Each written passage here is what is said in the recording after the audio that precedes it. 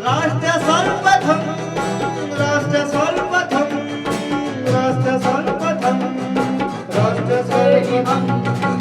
राष्ट्र सर्वप्रथम की बात ललित सुमन के साथ कार्यक्रम में आप समस्त राष्ट्रवासियों का हार्दिक स्वागत है। प्रधानमंत्री नरेंद्र मोदी ने त्रिपुरा की राजधानी अगरतला में 4,350 करोड़ की परियोजनाओं का शिलान्यास किया। उन्होंने इसके अतिरिक्त पीएम ग्रामीण एवं शहरी आवास योजना के 2 लाख लाभार्थियों के लिए गृह प्रवेश कार्यक्रम की भी शुरुआत की। त्रिपुरा के लोगों का अभिनंदन करता हूं कि आप सबके प्रयास से यहां स्वच्छता से जुड़ा बहुत बड़ा अभियान आपने चलाया है। बीते 5 वर्षों में आपने स्वच्छता को जन आंदोलन बनाया है। इसी का परिणाम है कि इस बार त्रिपुरा छोटे राज्यों में देश का सबसे स्वच्छ राज्य बनकर उभरा है। मां त्रिपुरा सुंदरी के आशीर्वाद से त्रिपुरा की विकास यात्रा को आज नई बुलंदी मिल रही है। कनेक्टिविटी, स्किल डेवलपमेंट और गरीबों के घर से जुड़ी सभी योजनाओं के लिए आप सभी को बहुत बहुत बधाई। आज त्रिपुरा को अपना पहला डेंटल कॉलेज मिला है। इससे त्रिपुरा के युवाओं को यहीं पर डॉक्टर बनने का अवसर मिलेगा। आज त्रिपुरा के 2 लाख से अधिक गरीब परिवार अपने घर में गृह प्रवेश कर रहे हैं। इनमें से अधिकतर घरों की मालकिन हमारी माताएं बहनें हैं। मैं इन सभी बहनों को आज त्रिपुरा की धरती से, अगरतला की धरती से मेरे त्रिपुरा की माताओं बहनों को लखपति बनने के लिए बहुत बहुत बधाई देता हूं। त्रिपुरा देश के अग्रणी राज्यों में है। माणिक जी और उनकी टीम बहुत प्रशंसनीय काम कर रही है। त्रिपुरा में तो डबल इंजन सरकार है। ऐसे में विकास का ये रोड मैप यहां तेजी से मैदान में उतर रहा है। इसमें और अधिक गति आए, ये प्रयास हम कर रहे हैं। आज त्रिपुरा की चर्चा स्वच्छता के लिए हो रही है, इंफ्रास्ट्रक्चर के विकास के लिए हो रही है, गरीबों को लाखों घर मिल रहे हैं, इसकी चर्चा हो रही है। त्रिपुरा के कनेक्टिविटी से जुड़े इंफ्रास्ट्रक्चर के लिए केंद्र सरकार हजारों करोड़ रुपए दे रही है। ऐसी सभी योजनाओं की सबसे बड़ी लाभार्थी हमारी माताएं बहनें हैं। प्रधानमंत्री नरेंद्र मोदी और केंद्रीय गृह एवं सहकारिता मंत्री अमित शाह ने आज मेघालय के शिलांग में पूर्वोत्तर परिषद के स्वर्ण जयंती समारोह में भाग लिया। इस अवसर पर मेघालय के राज्यपाल डॉक्टर बीडी मिश्रा, मेघालय के मुख्यमंत्री कोनराड संगमा व अन्य पूर्वोत्तर राज्यों के मुख्यमंत्री उपस्थित रहे। इस अवसर पर अपने संबोधन में केंद्रीय गृह मंत्री ने कहा कि हाल ही में प्रधानमंत्री नरेंद्र मोदी की अध्यक्षता में हुई उत्तर पूर्व परिषद की बैठक में पीएम ने न केवल परिषद के पिछले 50 वर्षों के काम की सराहना की, बल्कि अगले 25 वर्षों में उत्तर पूर्व के विकास की एक नई योजना तैयार करने का भी निर्देश दिया। प्रधानमंत्री की तारीफ करते हुए गृह मंत्री ने कहा कि आज प्रधानमंत्री नरेंद्र मोदी के नेतृत्व में उत्तर पूर्व शांति और विकास के पथ पर आगे बढ़ रहा है। प्रधानमंत्री जी के अध्यक्षता में नॉर्थ ईस्ट काउंसिल की मीटिंग समाप्त हुई है और इस मीटिंग में प्रधानमंत्री जी ने 50 साल के नॉर्थ ईस्ट काउंसिल के काम की तो सराहना की, साथ ही साथ में अगले 50 साल में नॉर्थ ईस्ट काउंसिल 25 साल के बाद उत्तर पूर्व कैसा होगा, इसका एक खाका खींचकर विकास के सभी आयामों पर अपने लक्ष्य तय करे, ये भी कहा है।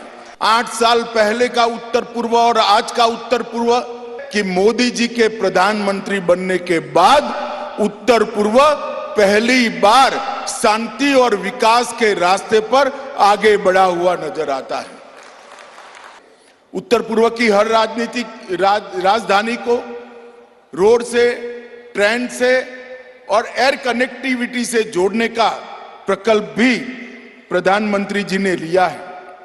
और सबसे बड़ा काम अगर प्रधानमंत्री जी की नेतृत्व में हुआ है तो आज हमारा उत्तर पूर्व, आज हमारा नॉर्थ ईस्ट सभी विवादों के मुक्त होने की दिशा में जा रहा है और शांति यहां पर प्रस्थापित करने का काम नरेंद्र मोदी जी ने किया है। मोदी जी के कालखंड के अंदर ही 2019 में NLFT से समझौता हुआ, 20 में ब्रू समझौता हुआ, बोडो समझौता भी 2020 में हुआ, कार्बी समझौता 2021 में हुआ और असम अरुणाचल के सीमा के विवाद भी बहुत बड़ी मात्रा में समाप्त हो गए। आज मोदी जी के नेतृत्व में उत्तर पूर्व एक विकास के रास्ते पर अग्रसर हुआ है। उत्तर पूर्व के अंदर शांति बहाल हुई है और उसका एक उदाहरण है, पहले अपसपा को हटाने के लिए ढेर सारी डिमांड आती थी, अब किसी ने डिमांड नहीं करनी पड़ती है। भारत सरकार 2 कदम आगे बढ़कर अपसपा हटाने के लिए इनिशिएटिव ले रही है। ये बहुत बड़ी उपलब्धि नरेंद्र मोदी जी के प्रधानमंत्री काल में मोदी जी के नेतृत्व में प्राप्त हुई है और हम चाहते हैं कि अभी भी जो लोग बचे हैं, जिनके साथ वार्ता हो रही है, वो अपने हथियार डाले, मेन स्ट्रीम में आए और इसके साथ साथ उत्तर पूर्व के विकास के लिए हम आगे बढ़े। मित्रों, एक मौका है NEC का गोल्डन जुबली वर्ष। मैं प्रधानमंत्री जी को और पूरे उत्तर पूर्व की जनता को NEC की ओर से इसके अध्यक्ष के नाते विश्वास दिलाना चाहता हूं। आज जो भी लक्ष्य प्रधानमंत्री जी ने हमारे सामने रखे हैं, इसकी 100% पूर्ति समयबद्ध तरीके से हम करेंगे और नॉर्थ ईस्ट को देश के बाकी हिस्सों की तरह एकदम विकसित क्षेत्र बनाएंगे, शांत क्षेत्र बनाएंगे, रोजगारी युक्त क्षेत्र बनाएंगे, ये हमारा संकल्प है। भारतीय नौसेना के स्टील्थ गाइडेड मिसाइल डिस्ट्रॉयर श्रेणी के दूसरे जहाज INS मोरमुगांव का आज नौसेना डॉकयार्ड मुंबई में रक्षा मंत्री राजनाथ सिंह की उपस्थिति में कमीशन किया गया। भारतीय नौसेना के इन हाउस संगठन वॉरशिप डिजाइन ब्यूरो द्वारा स्वदेशी रूप से डिजाइन किए गए और Mazagon dock ship builders limited द्वारा निर्मित 4 विशाखापत्तनम श्रेणी के विध्वंसक पोतों में से यह दूसरा पोत है। इस अवसर पर दिए गए अपने संबोधन में रक्षा मंत्री राजनाथ सिंह ने INS मोरमुगांव को सबसे शक्तिशाली स्वदेश निर्मित युद्ध पोतों में से एक बताया, जो देश की समुद्री क्षमताओं को महत्वपूर्ण रूप से बढ़ाएगा और देश की सुरक्षा करेगा। उन्होंने कहा कि INS मोरमुगांव दुनिया के सबसे तकनीकी रूप से उन्नत मिसाइल वाहक युद्ध पोतों में से एक है। 75% से अधिक स्वदेशी सामग्री के साथ यह हमारी रक्षा क्षमताओं का एक चमकदार उदाहरण है। आज इंडियन नेवी द्वारा आयोजित state of the art warship INS Mormugao की कमीशनिंग सेरेमनी में के अवसर पर हम सब यहां पर उपस्थित हैं। INS मोरमुगांव की कमीशनिंग भारत की वारशिप के डिजाइन और डेवलपमेंट में उत्कृष्टता का एक बहुत बड़ा प्रमाण है। मित्रों, देशवासियों को मैं यह जानकारी देते हुए मुझे प्रसन्नता हो रही है कि विशाखापत्तनम क्लास का यह मिसाइल डिस्ट्रॉयर भारत में निर्मित होने वाले सबसे शक्तिशाली वारशिप्स में से एक है और यह वारशिप अपनी क्षमताओं से इंडियन मैरीटाइम कैपेबिलिटीज में उल्लेखनीय बढ़ोतरी करेगा, ऐसा मेरा विश्वास है।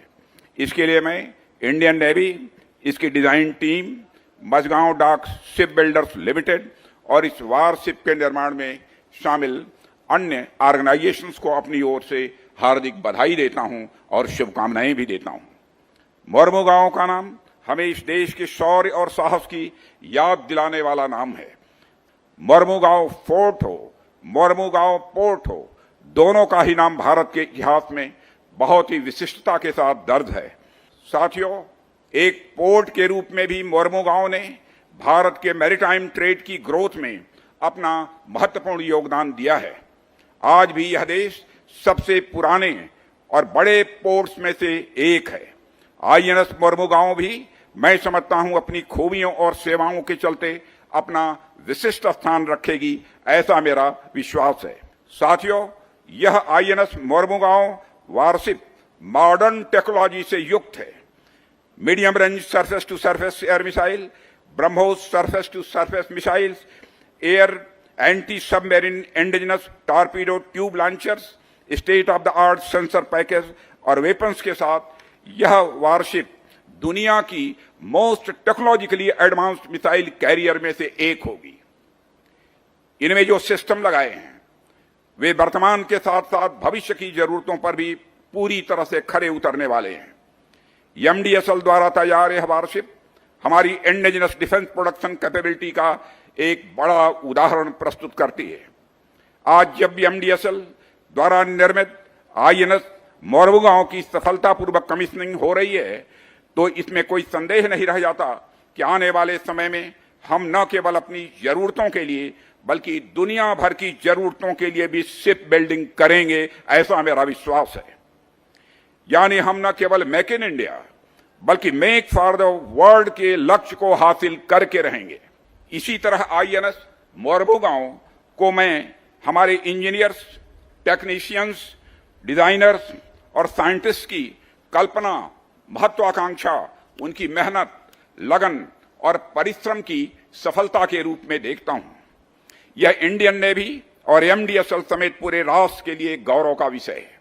राष्ट्र सर्वप्रथम की बात ललित सुमन के साथ कार्यक्रम में अभी समय है एक छोटा सा ब्रेक का। हम चलते हैं ब्रेक पर। ब्रेक के बाद हम आपसे बात करेंगे अन्य मुद्दों पर। अब कहीं जाए नहीं, छोटा सा break. This program is sponsored by Shreya furnishing, unit of Nirmals. सातों दिन आपकी सेवा में। हमारे यहाँ कम से कम दाम पर कपड़े उपलब्ध हैं।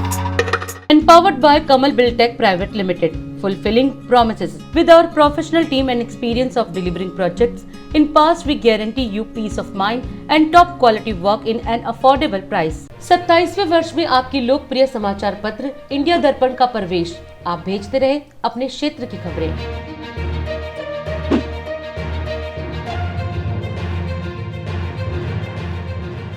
(1999) से प्रकाशित 2022-23 में भी पढ़ें राष्ट्र, प्रदेश, जिला, गांव की जमीनी खबरें व समीक्षा। आप भी जुड़े सकारात्मक मीडिया टीम से। प्रिंट, वेब, सैटेलाइट मीडिया का सकारात्मक टीम का हिस्सा मदर इंडिया पत्रिका के माध्यम से बने। राष्ट्र सर्वप्रथम की बात ललित सुमन के साथ कार्यक्रम में ब्रेक के बाद एक बार फिर आप समस्त राष्ट्रवासियों का स्वागत है। आम आदमी पार्टी के राष्ट्रीय संयोजक व दिल्ली के मुख्यमंत्री अरविंद केजरीवाल ने आज पार्टी के 11वें वार्षिक अधिवेशन को संबोधित किया। कोरोना काल के बाद आयोजित हुए इस वार्षिक अधिवेशन को संबोधित करते हुए उन्होंने समस्त पार्टी कार्यकर्ताओं को पार्टी के राष्ट्रीय पार्टी बनने और चुनावों में अच्छे प्रदर्शन की बधाई दी। केजरीवाल ने कहा कि पार्टी के 3 स्तंभ कट्टर देशभक्ति, ईमानदारी और इंसानियत हैं। उन्होंने दावा किया कि उनका लक्ष्य देश से गरीबी हटाना ही नहीं, हर गरीब को अमीर बनाना है। सभागार में मौजूद हमारे सभी सांसद गण, सभी एमएलएज और सभी नेशनल काउंसिल के सभी मेंबर्स, आप सभी को मेरा नमस्कार, सबको मेरा प्रणाम। हम लगभग 1 साल के बाद मिल रहे हैं और बीच में कोरोना की वजह से भी नहीं मिल पाए थे। आप सबका आज की मीटिंग में बहुत बहुत स्वागत है। ये साल हम लोगों के लिए बहुत अच्छा रहा। पिछले 1 साल में हम पंजाब का चुनाव जीते। पंजाब का चुनाव जीतने पे आप सब लोगों को बहुत बहुत बधाई। अभी गुजरात के चुनाव में अभूतपूर्व सफलता मिली हम लोगों को। गुजरात के लोगों का बहुत बहुत शुक्रिया। एमसीडी के चुनाव, इसके लिए आप सब लोगों को बहुत बहुत बधाई। 15 साल से बीजेपी का कब्जा था यहाँ पे, उसमें हमने शानदार जीत हासिल की। इसके लिए आप सब लोगों को बहुत बहुत बधाई। और सबसे बड़ी बधाई कि हमारी 10 साल पुरानी पार्टी अब एक राष्ट्रीय पार्टी बन गई है। ये भी बड़ी बात है कि राष्ट्रीय पार्टी इतने कम समय के अंदर, शायद हमारी अकेली पार्टी है कि पार्टी बनते ही 1 साल के अंदर दिल्ली में सरकार बन गई। उसके बाद 10 साल के अंदर दूसरे राज्य पंजाब में सरकार बन गई। हमारी विचारधारा के 3 स्तंभ हैं, 3 पिलर्स। नंबर 1, कट्टर देशभक्ति। हम कट्टर देशभक्त लोग हैं। ये कट्टर शब्द मैं जानबूझ के इस्तेमाल करता हूँ कि मर जाएंगे, मिट जाएंगे, लेकिन देश के लिए सर्वस्व न्यौछावर है, सब कुछ न्यौछावर कर देंगे। देश पहले है, परिवार बाद में है, और मैं और भी बाद में हूँ। आदमी स्वयं बिल्कुल लास्ट में है, सबसे पहले देश है। बेईमानी नहीं करनी, बेईमानी करने नहीं आए। हमारी उत्पत्ति भ्रष्टाचार के खिलाफ आंदोलन से हुई थी, रामलीला मैदान से हमारी उत्पत्ति हुई थी। भ्रष्टाचार के खिलाफ देश का सबसे बड़ा आंदोलन हुआ था, जिसमें से आम आदमी पार्टी निकली थी। तो कट्टर ईमानदारी, हम ईमानदारी से काम करने के लिए, ईमानदारी से सेवा करने के लिए आए हैं देश की। तो कट्टर ईमानदारी हमारी अकेली पार्टी है जो अपने मंत्री में के बारे में जरा सा पता चलने पे अपने मंत्री तक को जेल भेज देती है। और इंसानियत, इंसान का इंसान से हो भाईचारा, यही पैगाम हमारा। सब इंसान बराबर हैं, चाहे कोई किसी जात का हो, चाहे कोई किसी धर्म का हो, चाहे अमीर हो, चाहे गरीब हो, चाहे बच्चा हो, चाहे बूढ़ा हो, चाहे कैसा भी हो, सब इंसान बराबर हैं। और हर इंसान का फर्ज है दूसरे इंसान की सेवा करना। तो एक तरह से आप देखें तो जनता को इसलिए पसंद आ रहा है हमारी विचारधारा। और दिल्ली में हमने जो गवर्नेंस के काम किए, आज तक ऐसे काम कभी नहीं हुए, और वही काम अब सारे के सारे पंजाब में होने चालू हो गए। तो जनता को अब ये विश्वास हो रहा है कि ये पार्टी जो है ये अच्छी पार्टी है, ये शरीफों की पार्टी है। मैं इस देश से केवल गरीबी दूर नहीं करना चाहता, मैं इस देश के हर गरीब आदमी को अमीर बनाना चाहता हूं। ऐसे भारत की कल्पना करते हैं हम, और ऐसे भारत को अचीव करने के लिए, ऐसे भारत के विजन को अचीव करने के लिए आम आदमी पार्टी एक जरिया है।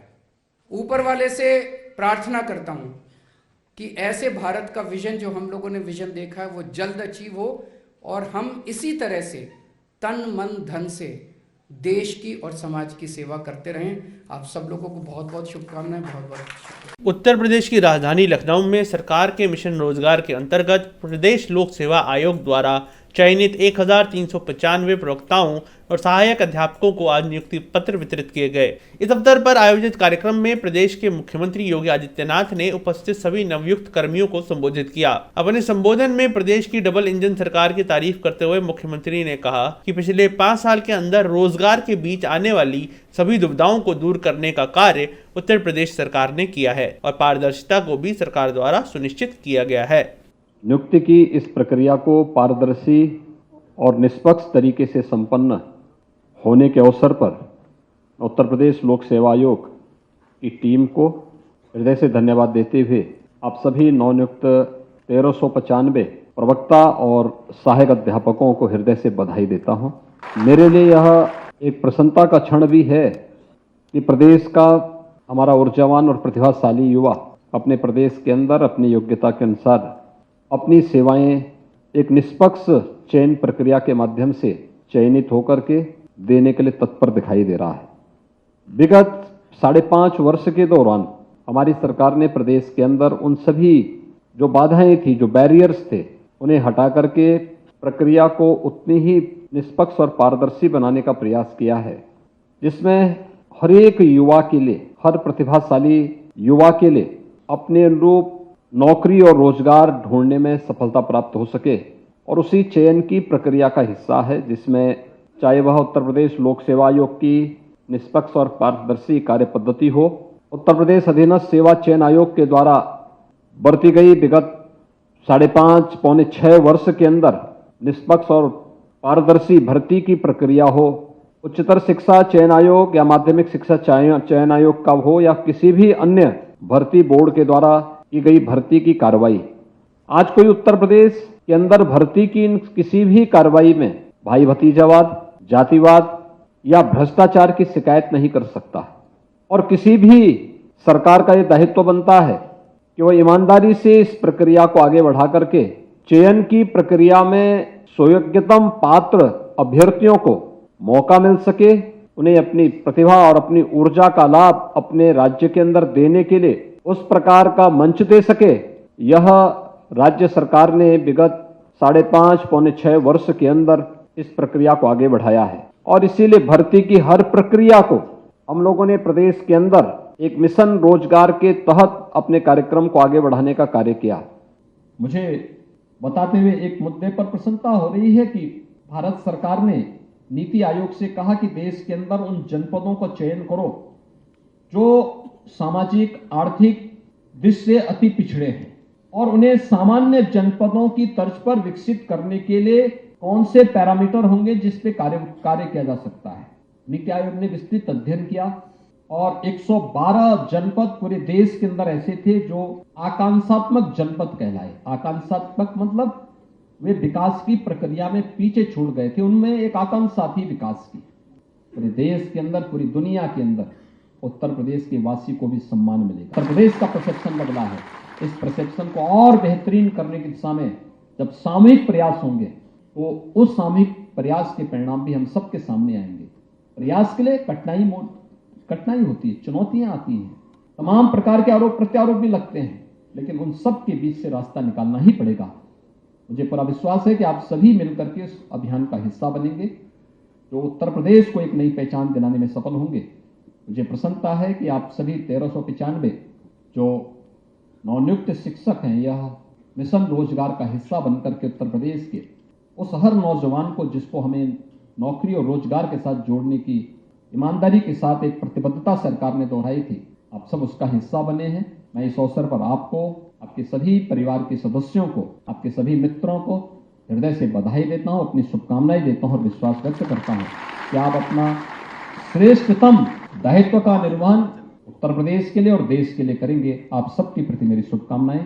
मध्य प्रदेश की राजधानी भोपाल के नीलबढ़ इलाके में आज मुख्यमंत्री शिवराज सिंह चौहान ने 215 करोड़ की लागत के विभिन्न विकास कार्यों का भूमि पूजन व लोकार्पण किया। इस इलाके में प्रधानमंत्री शहरी आवास योजना के अंतर्गत 60 करोड़ की लागत से आवास बनाए जाएंगे व अन्य कार्यों को भी किया जाएगा। खास बात यह है कि जिस भूमि पर यह आवास योजना बनाई जाएगी वहां पर 40 एकड़ भूमि को जिला प्रशासन ने हाल ही में भूमाफिया के कब्जे से मुक्त कराया है। इस अवसर पर जनता को संबोधित करते हुए मध्य प्रदेश के मुख्यमंत्री ने कहा कि उन्होंने प्रदेश की 21,000 एकड़ जमीन को गैर कानूनी कब्जे से मुक्त कराया है। आज का दिन नीलबढ़ वालों ऐतिहासिक दिन है। आज का दिन इतिहास में दर्ज होगा।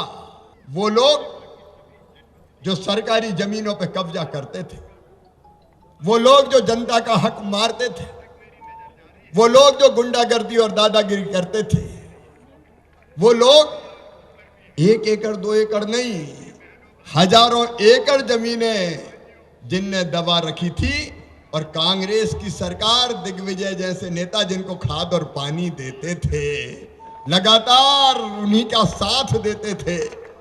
आज मुझे कहते हुए खुशी है, पूरे मध्य प्रदेश में मेरे बहनों और भाइयों 21,000 एकड़ जमीन छुड़ाई है हमने गुंडों से। 21,000 एकड़ जमीन।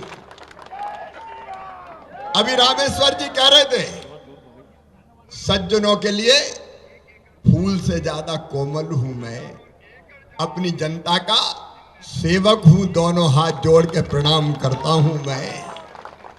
लेकिन गुंडे हो, बदमाश हो, दबंग हो, दादा हो, उनके लिए वज्र से ज्यादा कठोर हूं, छोड़ूंगा नहीं उनको। मैं जिला प्रशासन को, कलेक्टर, कमिश्नर, पुलिस प्रशासन को बधाई देता हूं। वो जमीन गुंडों से हमने छुड़ाई, 40 एकड़ नीलबढ़ के पास ही।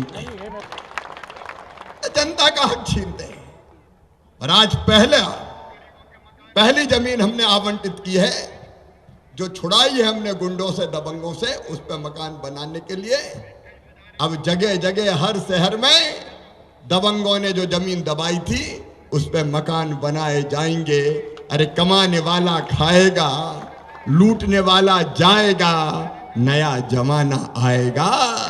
हमने तय किया सीएम जन सेवा अभियान, और उस अभियान के अंतर्गत भोपाल में भी हर वार्ड में शिविर लगाए, ग्रामीण क्षेत्रों में, पंचायतों में शिविर लगाए। बताओ लगे कि नहीं? सरपंच बैठे होंगे और कहते हो खुशी है। 37,000 नए 37,000 नाम जोड़ दिए। जिसको राशन नहीं मिलता था उसको राशन मिलेगा, जिसके पास उज्ज्वला रसोई गैस का कनेक्शन नहीं था उनको रसोई गैस कनेक्शन मिलेगा, जिनके आयुष्मान कार्ड नहीं बने थे उनके आयुष्मान कार्ड बनाए गए।